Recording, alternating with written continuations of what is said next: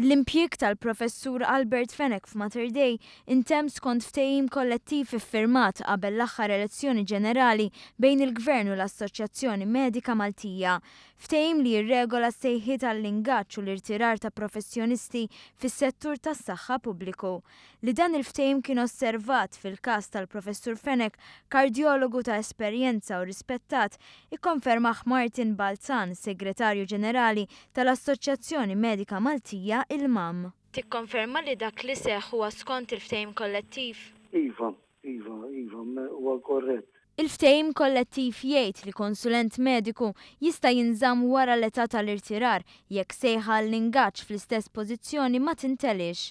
Il-ftehim kollettiv bejn il-MAM u l-Gvern jgħid li kwalunkwe post ta' consultant, ġifieri biex jingħata post xi ħadd li huwa past retirement age, l-ewwel trid toħroġ ukoll. Tibqa' vojta u mbagħad il-Gvern jimpjega xi ħadd beyond retirement age. F'dal-każ naħseb kien hemm deċiżjoni tal-Public Service Commission għax kien hemm xi ħadd li intażel għal selection board u kiteb il-Public Service Commission. Il-Public Service Commission iddeċidiet li għandu jingħata l-post minn żgħir skont il-ftehim kollettiv.